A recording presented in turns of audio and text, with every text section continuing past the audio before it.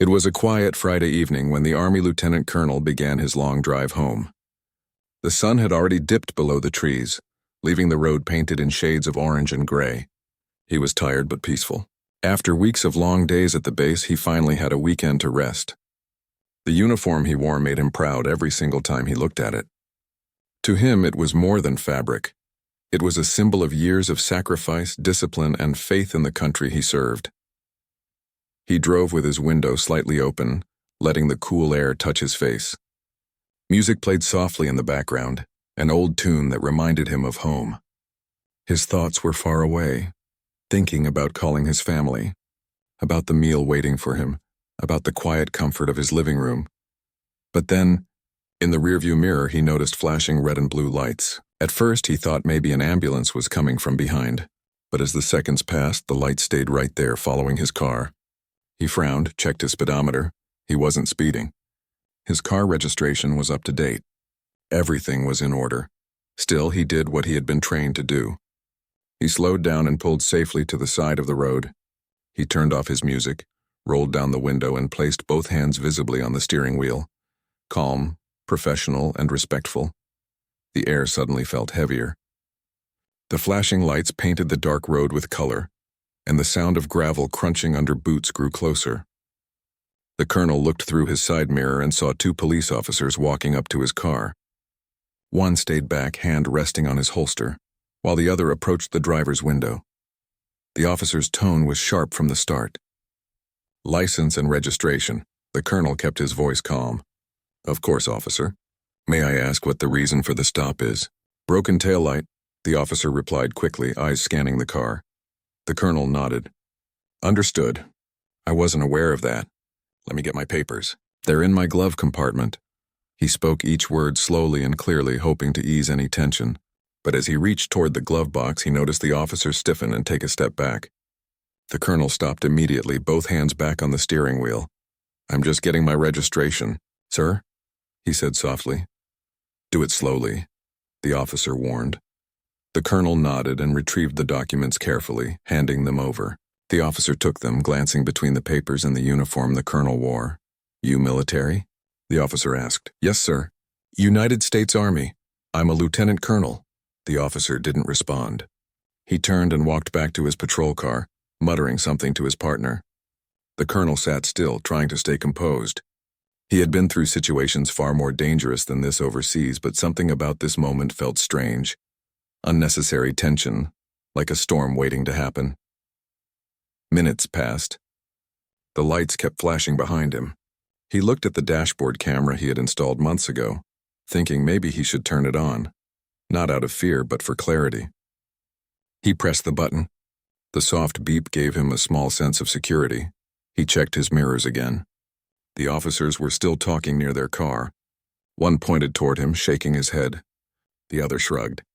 Then suddenly the first officer started walking back with quick, heavy steps. The colonel took a slow breath. The officer stopped by the window again. "Step out of the car," he said. "Is there a problem, officer?" "I said step out of the car," the man repeated, this time louder. The colonel hesitated. He knew his rights. He also knew confrontation never ended well on the side of the road. He tried to reason. "Officer, I'm not resisting. I'm just asking if you could tell me what's going on. You said it was a broken tail light. Don't argue. Step out, now." The other officer stood a few feet behind, flashlight in hand, watching silently. The colonel sighed quietly and opened the door. He stepped out slowly, keeping his hands raised just slightly, palms visible. The cool night air brushed against his face. He could hear the distant hum of cars passing by. People going about their lives unaware of what was happening here. "Turn around," the officer ordered. "Sir, I mean no disrespect, but could you please tell me what this is about? I've done nothing wrong. Turn around." The firmness in the officer's voice echoed through the quiet road. The colonel turned slowly, facing the car now. He didn't want to make any sudden movements. He kept his posture calm, his training guiding every step. The officer's partner finally spoke. "You said it was just a taillight, man." The lead officer ignored him. "You got any weapons in the car?" "No, sir. I don't carry while off base. Don't lie to me." The colonel turned his head slightly. "I'm not lying, officer. You're free to check the car if you need to. For a few seconds, no one said anything. The tension was thick. The officer's flashlight beam moved across the car, the uniform, the colonel's face. Then the officer stepped closer, lowering his voice. "You think wearing that uniform makes you better than us?" he asked. The colonel froze for a moment. He didn't know what to say. His years of service had taught him how to handle pressure, but this wasn't combat. It was humiliation. "No, sir," he said quietly. "It's just my duty. I serve because I believe in this country," the officer scoffed. "Yeah? Well, out here, that uniform doesn't mean anything." The word stung. But the colonel didn't react. He stood still, holding on to calm like a lifeline. Then, out of nowhere, a voice called from a nearby porch. A man who had been watching. "Hey, what's going on out there?" The officer turned, annoyed. "Mind your business," he shouted. The colonel glanced at the porch. The man stood there with his phone in hand, recording. The colonel felt a small wave of relief. At least someone else would see what was really happening. Moments later, another car slowed down on the opposite side of the road. A woman leaned out, looking concerned. "Is he okay?" she asked. The situation was growing more visible now. The lead officer noticed the attention and seemed to get more irritated. "Stay back," he yelled at the bystanders. The colonel took a deep breath. "Officer, please. I'm cooperating. There's no need for this. Keep quiet," the officer barked. The colonel looked straight ahead, the dash cam still recording from inside his car. He wondered what had gone so wrong, how a simple traffic stop had turned into this. He thought of his years serving overseas where danger was expected. But never had he imagined feeling so powerless in his own country, on his own street, under his own flag. Minutes felt like hours. The cold night air pressed on his skin. The sound of his heartbeat filled the silence between them. The second officer finally spoke again, voice low and uneasy. "Maybe we should just write the ticket and let him go." But before any decision was made, more headlights appeared down the road. Another patrol car arriving. Reinforcements. The colonel sighed under his breath. It was clear this wasn't ending quickly. He stood still, his mind calm but his heart heavy. Deep down, he knew this night would change something. Maybe for him, maybe for others who'd faced the same kind of injustice. He didn't know how yet, but he felt it. And as the new car pulled up, its lights joining the chaos of color and confusion, the colonel whispered to himself, "Stay calm. Just stay calm." He had no idea that the small camera blinking on his dashboard would soon capture a moment that would shake the entire country. A moment that would reach the Pentagon, the courts, and millions of hearts across the world. For now, though, all he could do was stand there, tired, patient and hopeful that truth would find its way, no matter how long it took. The cold air carried a strange silence that night, the kind that makes every sound sharper. The lieutenant colonel stood by his car, calm but uneasy. He had faced unpredictable moments before, but this felt different. It wasn't about battle or enemies. It was about being misunderstood in his own country, the very country he had sworn to protect. The second police car came to a stop behind the first one. Its headlights cut through the dark, and two more officers stepped out. They looked confused, maybe even cautious as they walked toward the scene. One of them whispered something to the first officer, but he just waved them off, saying he had it under control. The colonel remained silent, hands visible, feet steady. Inside, though, his thoughts raced. He thought of the soldiers he had trained, how he always told them to stay calm under pressure. "Control what you can control," he used to say. Now he was testing his own words in the hardest way possible. One of the new officers stepped forward. "Sir, we just need to confirm a few things. Can we see your military ID?" The colonel nodded. "Yes, of course. It's in my wallet. May I reach for it?" The officer gave a small nod. The colonel slowly took out his wallet and handed over the ID. The young officer studied it for a moment, then looked at the uniform again. His expression softened. "You really are a colonel," he said quietly, almost in disbelief. "Yes," the colonel replied gently. "And I've been serving for over 20 years. Before the young officer could respond, the first officer snapped, "Doesn't matter who he is. Nobody's above the law." The colonel turned slightly toward him. "I agree," he said calmly. "But I haven't broken any law." That answer seemed to frustrate the man even more. He took a step closer, lowering his voice. "You people think wearing a badge or a uniform gives you power. Out here, it doesn't mean anything. The colonel didn't argue. He just looked away, focusing on the horizon. A part of him wished this was just a misunderstanding that would soon end. But another part deep inside feared it wouldn't. The young officer holding the ID took a step back and whispered to his colleague, "This isn't right. We should let him go." But the first officer raised his hand sharply. "I'll decide that." The colonel could feel the tension rise again. The crowd nearby had grown. A few more neighbors had come outside. Some were recording on their phones, whispering among themselves. The sound of people quietly talking in the dark made the moment feel heavier. The colonel didn't want trouble. He had spent his entire life solving problems with reason, not anger. So he tried once more to speak calmly. "Officer, I understand you have a job to do. I respect that. But please look at my ID, look at who I am. I'm not a threat." The officer stared at him, his jaw tight. For a long moment, no one moved. Then, out of nowhere, the officer told him to place his hands on the car. The colonel hesitated, not because he wanted to resist, but because he didn't understand why it was happening. "Sir, please tell me what you're doing." The officer repeated the command. "Hands on the car." The colonel slowly turned and placed his hands flat on the cool metal of his vehicle. The paint felt smooth against his palms. He looked down at his reflection in the window, a tired soldier still standing tall. "Search him," the officer said to his partner. The young officer looked unsure. "Sir, we just checked.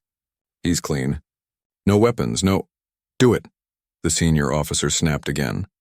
The colonel felt the hands lightly patting down his uniform, checking his pockets. It wasn't the search that bothered him.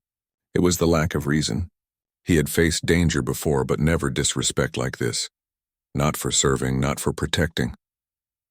Finally, the young officer stepped back. "He's clear," he said softly. The first officer didn't reply. He just walked in circles, muttering something under his breath.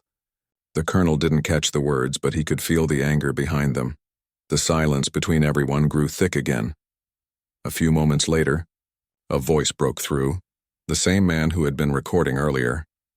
"You can't treat him like that." "He's an officer!" The police turned toward the voice. The man stood across the street, phone raised. "Put that down," the first officer shouted. But the man didn't. "No, everyone's going to see this," he said firmly. The colonel wanted to stop it from getting worse. He turned slightly, raising his voice just enough. "Please, it's okay." "I appreciate it, but I don't want anyone to get in trouble." The man hesitated, but he kept filming from a distance. The young officer handed back the colonel's ID. "Sir, you're free to go. Sorry for the trouble." But the first officer's voice cut through again. "No, he's not." Everyone froze. The colonel looked at him calmly. "Excuse me?" The officer took a step closer, his expression unreadable. "We're not done here." The colonel didn't move, but his patience was fading. "With all due respect, I've done everything you asked. If there's another reason you're holding me here, please tell me." The officer didn't answer right away. He stared at the colonel's car, then at the camera still blinking inside the dashboard. "What's that? You recording me?" he asked sharply. "Yes," the colonel said honestly. "For my own safety and yours." The officer's face changed. "Turn it off." "I can't," the colonel replied gently. "It's already on." The officer's tone grew louder. "I said turn it off." The colonel stayed calm. "I can't do that, sir." The young officer stepped forward again. "Let it go, man. He's not doing anything wrong." But the first officer ignored him completely. He walked to the front of the car, pacing back and forth, trying to figure out his next move. His voice dropped low, almost trembling with frustration. "You think that camera's gonna protect you?" The colonel didn't answer. The night grew colder. Crickets chirped in the distance.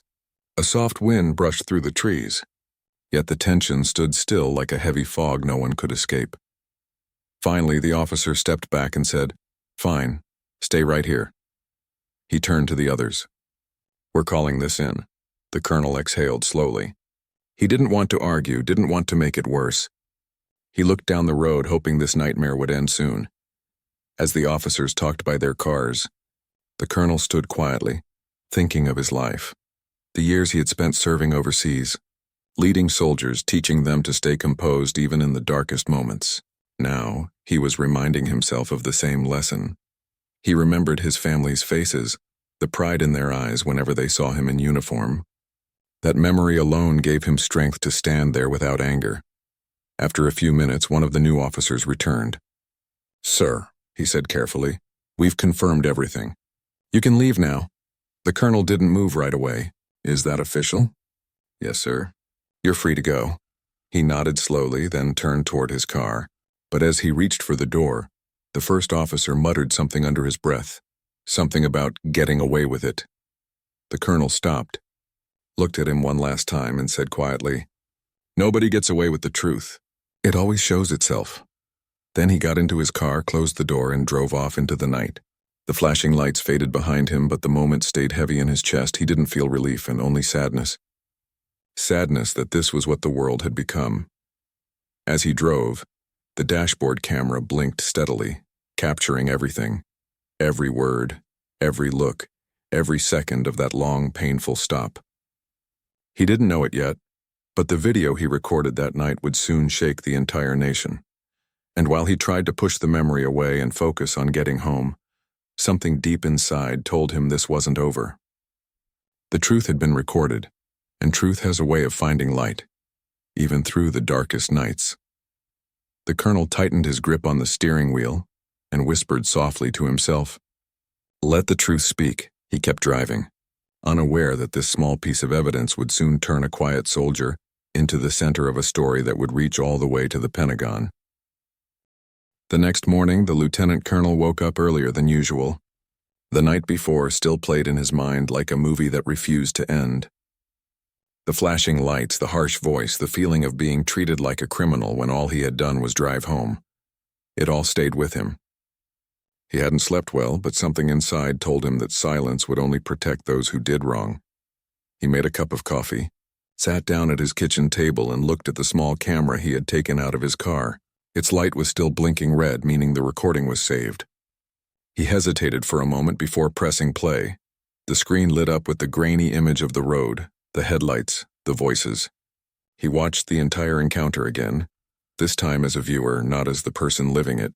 Hearing the tone, seeing the fear on his own face, it hurt. But more than that, it opened his eyes to something deeper. This wasn't just about him. It was about every person who had ever been treated unfairly.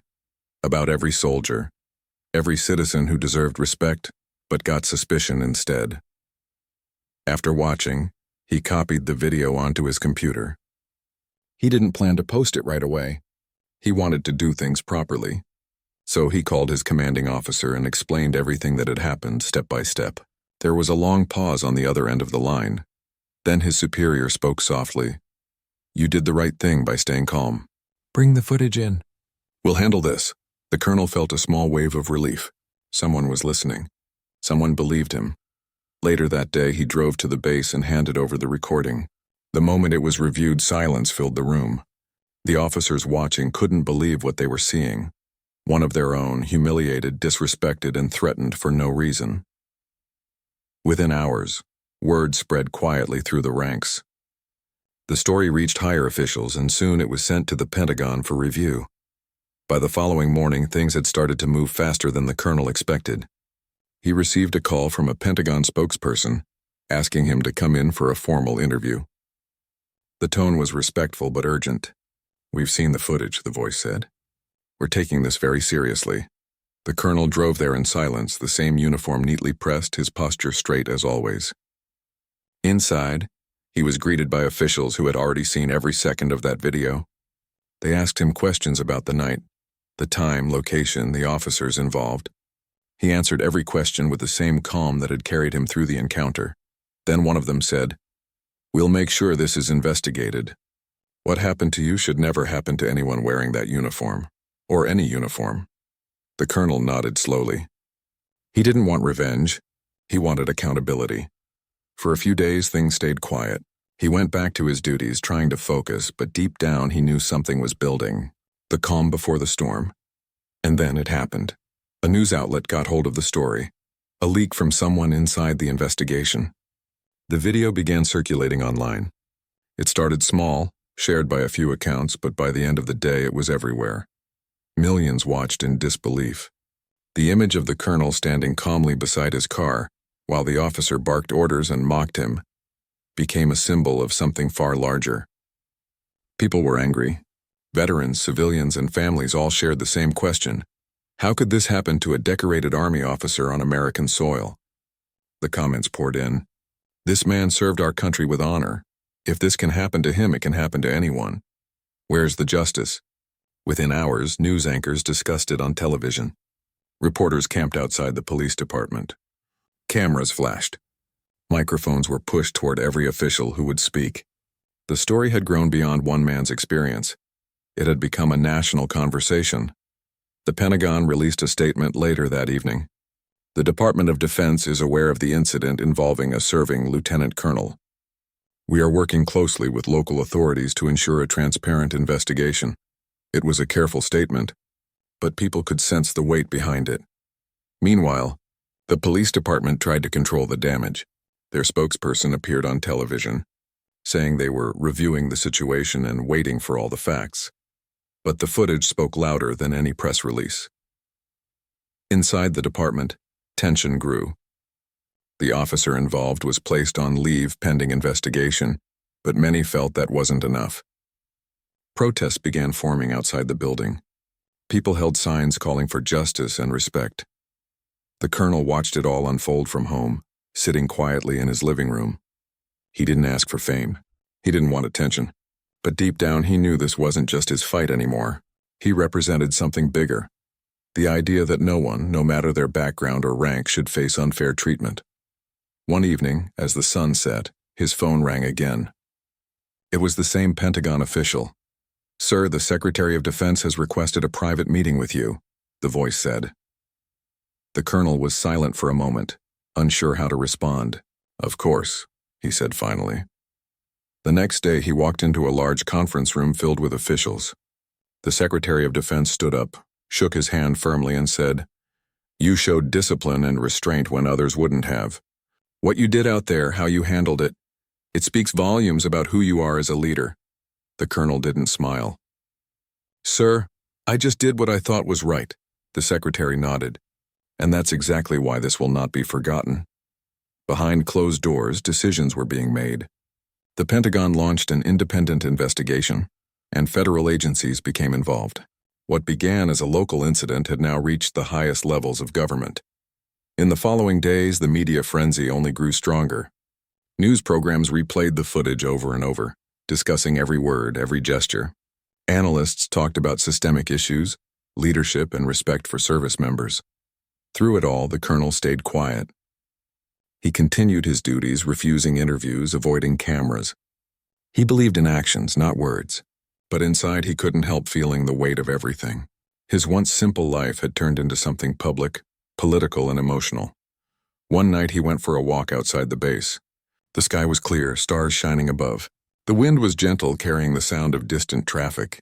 He thought about his fellow soldiers, who had faced danger abroad and those who now faced a different kind of danger.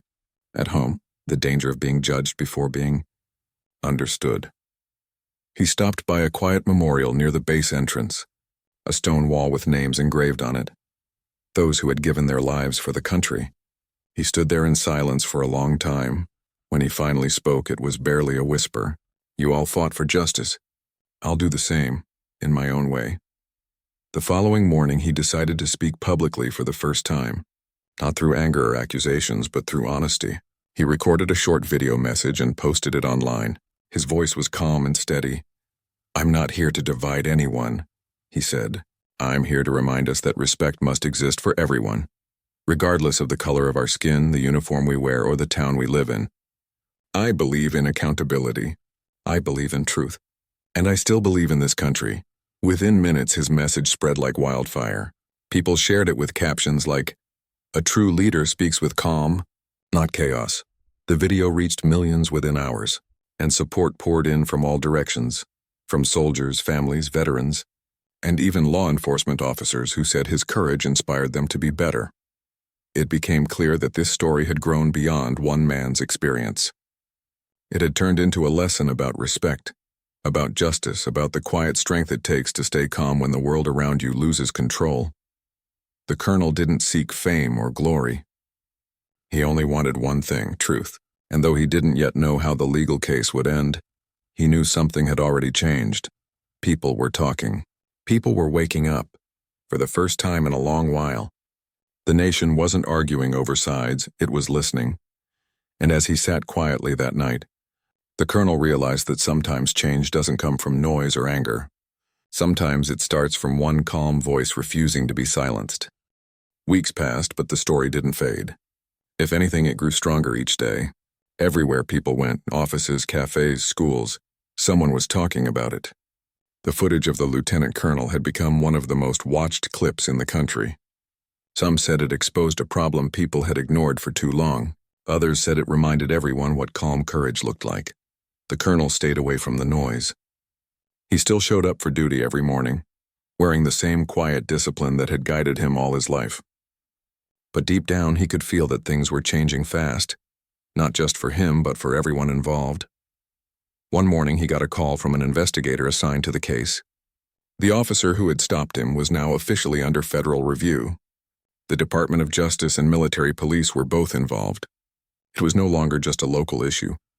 "Sir," the investigator said, "we're opening a formal case. You'll need to testify when the time comes." The colonel agreed. He wasn't afraid of the truth. He just wanted it told the right way. A few days later, he was invited to attend a private meeting with federal attorneys. They asked him to go over every detail, from the moment he saw the flashing lights to the second he drove away that night. They replayed the video several times, stopping at key moments. "Here," one attorney said, pointing at the screen, "you stayed calm while being provoked. That shows incredible restraint." The colonel only nodded. "It's what I was trained to do." The attorney looked at him and said quietly, "Most people wouldn't have managed that." The colonel didn't respond. He didn't want praise. What he wanted was accountability, not just for himself, but for the idea that everyone deserves fairness. As the investigation continued, new facts came to light. The local department had received multiple complaints about the same officer before. The reports described the same behavior: aggression, prejudice, and unnecessary hostility. Each time the complaints were brushed aside. Now, with the video circulating worldwide, that was no longer possible. Public pressure mounted. People demanded answers. The mayor of the town called an emergency press conference, promising a full review of police training and procedures. Across the country, people sent letters and emails to the colonel, thanking him for staying calm when many would have lost control. Some shared their own experiences of being mistreated and how his story gave them strength to speak up. He read each message carefully. Some made him smile, others broke his heart. But every single one reminded him why he couldn't give up now. Then one evening, he received another phone call, this time from a journalist. "Sir, we've been following your story," the voice said. "Would you be willing to do an interview?" The colonel paused. "I appreciate it, but this isn't about me. It's about something bigger." "That's exactly why people need to hear from you," the journalist replied. He thought about it overnight. The next day he agreed, on one condition. "I'll speak, but I won't speak against anyone. I'll only speak for truth." The interview aired 2 days later. It wasn't flashy. It wasn't dramatic. It was just a calm conversation between a man who had lived through something unfair and refused to let hate guide him. When the journalist asked what message he wanted to send, the colonel said simply, "Respect doesn't need a badge or a rank. It needs heart." That one line went viral. It was quoted everywhere, on posters, on social media, even in classrooms. It became a message people repeated when talking about fairness and human dignity. Meanwhile, the legal process moved forward. The officer involved was officially charged with misconduct and abuse of authority. The courtroom was packed on the first day of trial. Reporters, veterans, families, even students came to see it unfold. The colonel entered quietly, wearing a plain suit. No medals, no rank, just a man standing for truth. When he took the witness stand, the room grew silent. The lawyer asked him to explain what happened in his own words. He spoke softly but firmly. He didn't exaggerate. He didn't show anger. He described each moment exactly as it happened. He told them how he kept calm because he believed that losing his temper would only make things worse. When the defense lawyer tried to paint the stop as a routine procedure, the colonel remained steady. "Sir," he said gently, "routine stops don't include humiliation. Routine stops don't include fear. His words landed like truth often does, quietly but powerfully. Then the prosecutor played the full video in court. The same flashing lights filled the screen. The sound of the officer's voice echoed through the room. Everyone watched the colonel's calm posture, his steady tone, his refusal to argue even when treated unfairly. When the lights came back on, no one spoke for a moment. The silence said everything. Over the next few days, several witnesses came forward, people from the neighborhood who had recorded parts of the stop from their porches. Their videos matched the colonel's completely. One of the young officers who had been there that night also testified. He told the court that he had felt uncomfortable with how the situation was handled, but was too afraid to speak up at the time. "I should have said something," he admitted, voice shaking. "I'm sorry I didn't." The colonel turned to him and said quietly, "It takes courage to tell the truth. You're doing that now." The courtroom grew emotional. Even the judge paused for a moment before continuing. As the trial went on, it became clear that this was more than just a single incident. It was about accountability, a lesson that power should never silence fairness. Outside the courthouse, people gathered with signs that read, "Justice with dignity and truth has no rank." Veterans stood side by side with civilians, showing support not with anger, but with unity. The media followed every update, but the colonel never got caught up in the fame. After each day in court, he returned home quietly, spending his evenings in silence, often sitting by the window with a cup of tea. One night, a close friend visited him. "You're changing the world, you know that?" The colonel smiled faintly. "I'm just trying to remind people we all deserve respect. That's all." The friend nodded. "Sometimes that's enough to change everything." Days turned into weeks. Finally, the court announced that closing arguments would be held the following Monday. The entire nation was waiting. That morning, the courthouse was filled to capacity. Cameras outside captured the scene, but inside, the atmosphere was heavy and still. The prosecutor stood before the jury and said, "This case is not about anger. It's about accountability. It's about a man who faced injustice and met it with peace. It's about reminding us that no one, not even those with authority, are above the principles of respect." When the colonel was asked if he had any final words, he stood slowly and looked around the courtroom. "I don't hate anyone," he said. "I don't want revenge. I just want fairness. I want the world my children grow up in to be better than this. That's all I ever wanted." The courtroom was quiet again. Some people wiped their eyes. The judge nodded, understanding the weight of his words. "Thank you, Colonel," she said softly. As he stepped down from the stand, cameras flashed, but he didn't notice them. He wasn't there for attention. He was there for truth. That evening, when he returned home, he sat on his porch watching the sunset fade behind the trees. The trial wasn't over yet, but he already felt something shift in the world around him. People were talking differently now, more gently, more carefully. Maybe that was the beginning of real change. He took a deep breath, feeling the cool air fill his lungs.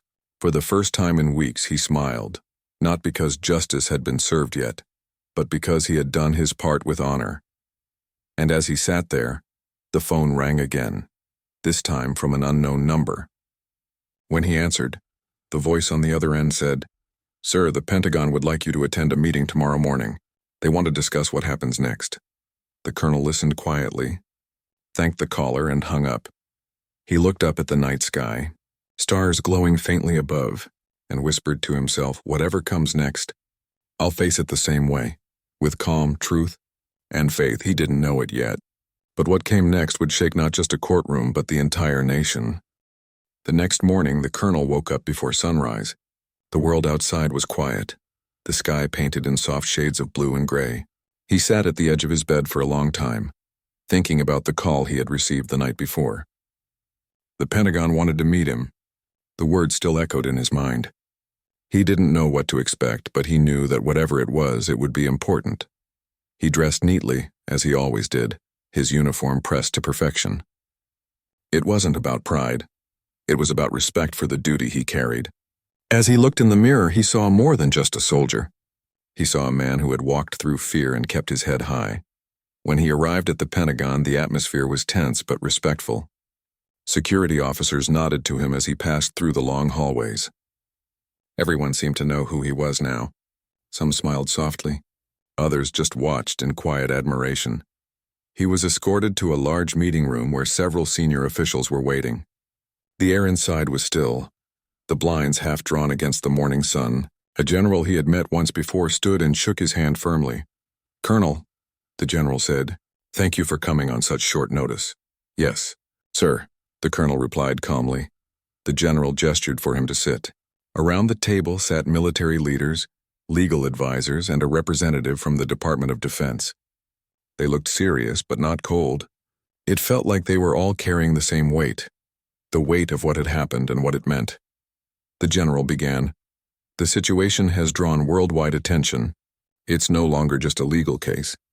It's about how the system responds when one of its own is treated unjustly." The colonel stayed silent, listening carefully. "We've been in communication with the Justice Department," the general continued. "The officer who confronted you has been convicted. The court found him guilty of misconduct, abuse of power, and falsifying reports." The colonel lowered his head slightly, processing the words, then the general added, "He was sentenced yesterday evening." The room fell quiet. The colonel looked up. "I see," he said softly. "What happens now?" The general exhaled. "The court's decision is final, but the case has set a precedent, not just legally but morally.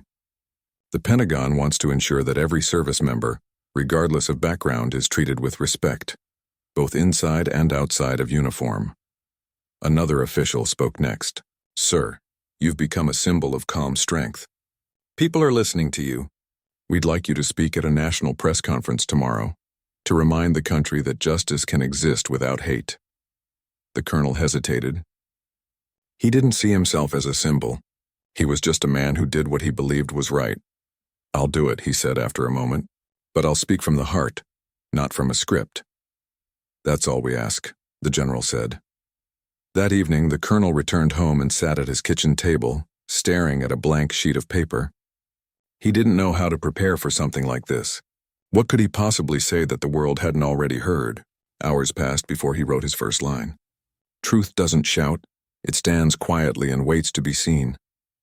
He read it out loud, then smiled faintly. It felt right. The next day, he stood before a row of cameras in a large hall filled with reporters, officials, and veterans. Flashing lights reflected off the podium as the room hushed. He began slowly, his voice steady and calm. "I never asked for any of this. I never wanted attention. I just wanted to go home that night like anyone else. But life has a way of testing us when we least expect it." He paused, letting his words settle. "I've worn this uniform for many years, and every day I've believed in something simple: respect. Respect for duty, for others, for life itself. What happened to me should never happen to anyone, no matter who they are or what they look like." Reporters scribbled notes as his words carried through the room. He continued, "But I also believe something else. Change doesn't come from anger. It comes from truth. I'm not here to divide anyone. I'm here to remind us that dignity has no color, and respect needs no uniform." There was silence again, then applause, slow, genuine, and heartfelt. Some in the audience even stood up. The colonel looked down for a moment, humbled. When the conference ended, people flooded social media with his words. The clip of his speech spread across the world, shared millions of times. Commentators called it one of the most powerful moments of the year. But behind all the headlines, the colonel returned to his simple life. He avoided interviews and declined offers from television shows. He didn't want fame. He wanted peace. Still, the impact of his case continued to ripple outward. The police department involved underwent a complete restructuring. Training programs were rewritten. Officers were required to attend new courses on respect, communication, and empathy. Community leaders across the country cited the case as a turning point, and not just for law enforcement, but for how people treated one another in moments of tension. Despite all the progress, the colonel knew that real change takes time. One night, as he sat outside under the stars, a neighbor walked over quietly. "Sir," the man said, "I just want to thank you. My teenage son watched your story in school. He said it made him want to join the army, not to fight but to serve with honor." The colonel smiled gently. "Tell him to always serve with heart first. That's what matters." Days turned into weeks again. The world moved forward, but his story stayed alive. Documentaries were made. Books were written. Universities used his case to teach about leadership, patience, and equality. Then one morning, the colonel received an official letter from the Pentagon. Inside was an invitation. He was to be honored with a special commendation for courage and integrity. It wasn't for heroism in battle, but for showing extraordinary calm in the face of injustice. He didn't expect it, but he felt deeply moved. When the ceremony day came, hundreds gathered in the Pentagon auditorium. Military officials, civilians, and students sat side by side. The colonel walked to the stage wearing his dress uniform, medals glinting under the lights. The same general from before stepped forward and said, "Courage isn't always loud. Sometimes it's quiet. Sometimes it's the ability to stand in peace when the world gives you every reason not to. Today we honor that kind of courage." As the colonel accepted the award, the audience stood and applauded. But what touched him most wasn't the sound. It was the look in their eyes. There was no pity, no sadness, and just respect. After the ceremony, he stepped outside into the fresh air. A group of young soldiers approached him. One of them said, "Sir, you taught us that calm is stronger than anger." He nodded, placing a hand on the soldier's shoulder. "Always remember, discipline starts in the heart. The rest will follow." That night, as he returned home, he finally felt a sense of peace he hadn't felt since that night of the traffic stop. He poured himself a cup of tea, opened the window, and watched the lights flicker in the distance. He thought about everything that had happened. The fear, the humiliation, the court, the crowd, the cameras, and how it had all led here. He didn't see himself as a hero. He was just a man who believed in doing the right thing even when it was hard. But deep inside, he understood that his quiet strength had become something larger, a reminder to the world that justice doesn't need to shout. It just needs to stand firm. The story wasn't over yet. There were still reforms to make, lessons to learn, hearts to open. But the world had listened, and that was a start. Before he went to bed, he looked at the medal resting on his desk. He picked it up once, turned it over in his hand, and whispered, "This isn't mine alone. It belongs to everyone who ever faced unfairness and chose peace instead of hate." Then he set it down gently and turned off the light. Outside, the wind moved through the trees, carrying with it the sound of quiet change, the kind that lasts.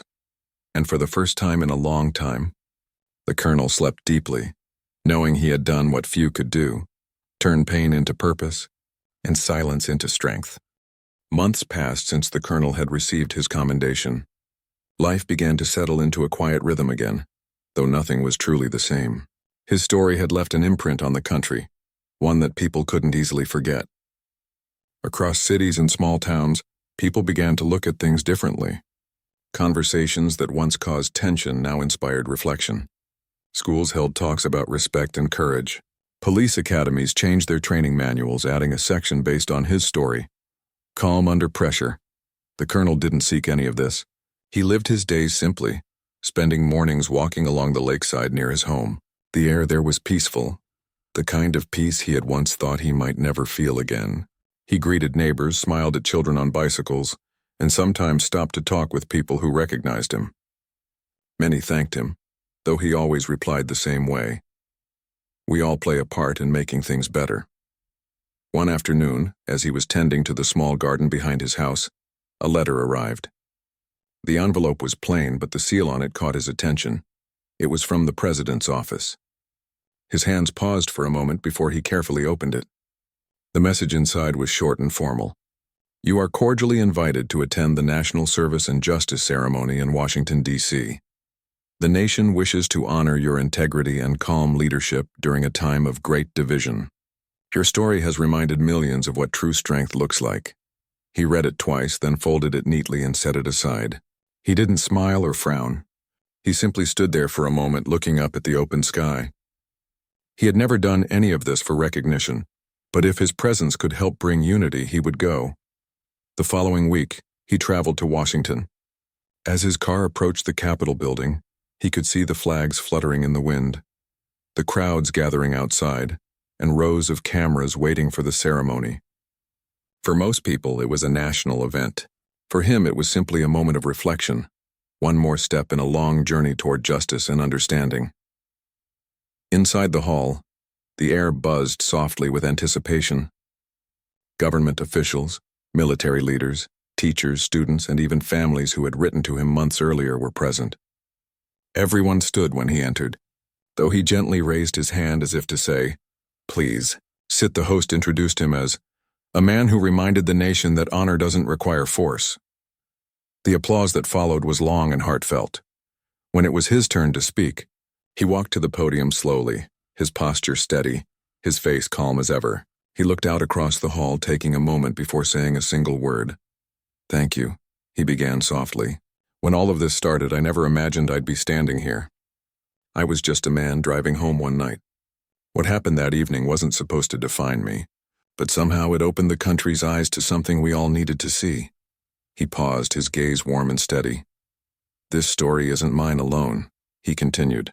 "It belongs to every person who has faced unfairness but refused to let anger destroy their dignity. It belongs to every officer who wears their badge with respect, and every citizen who believes peace is stronger than hate."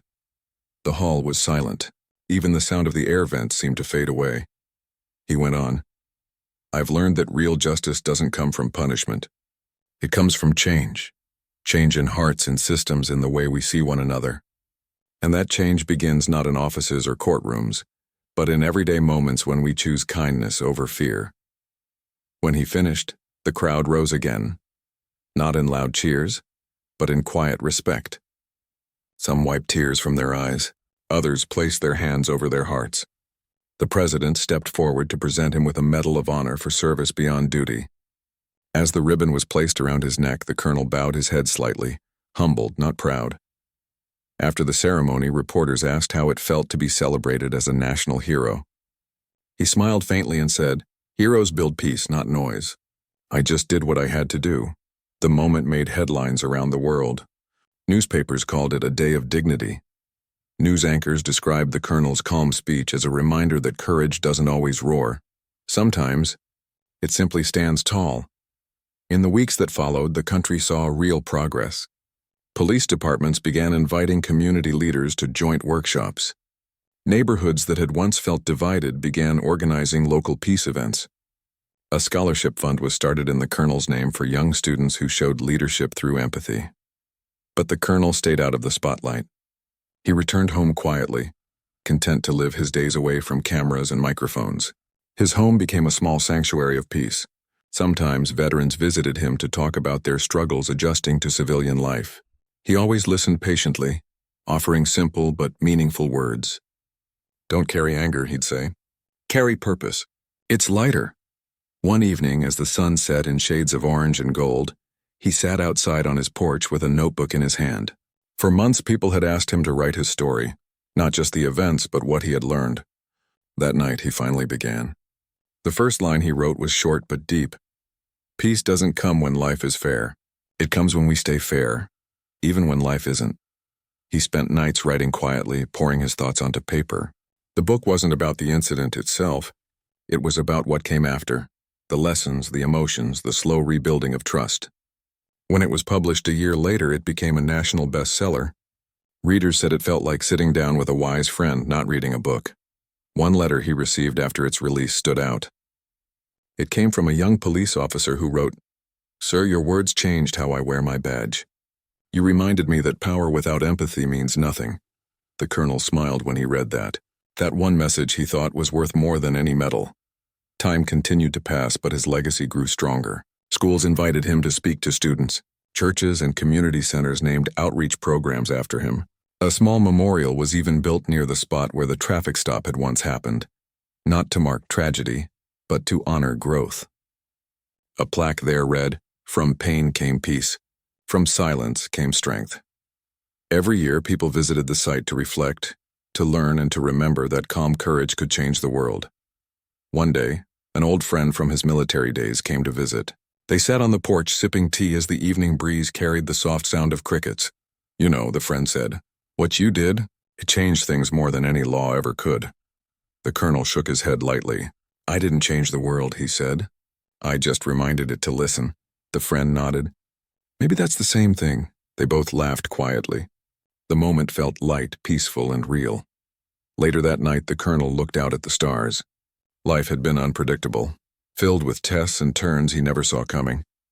But through it all, he had stayed true to the values he believed in: honor, respect, and patience. He knew that one day his story would be told to new generations, and not as a tale of conflict, but as proof that humanity can rise above anger. Before going inside, he whispered softly, "If my story can help even one person choose peace, that's enough." And with that, he closed the door behind him, leaving the quiet night to carry his words into the world. In the years that followed, the nation continued to heal. People didn't forget his name, but more importantly, they remembered his message. His words became a guiding light for countless lives, a reminder that strength doesn't come from what we fight against, but what we stand for. And though the colonel eventually retired and lived his final years surrounded by family and friends, his story remained alive, told in classrooms, repeated in speeches, and carried in hearts across generations. Even long after he was gone, those who heard his story would look up at the flag and remember not just a soldier, but a man who faced injustice with grace and turned one dark night into a lesson for the entire world. Because sometimes, the greatest battles aren't fought with weapons or anger. They're fought with calm, truth, and courage. And that, more than anything, is what truly changes the world.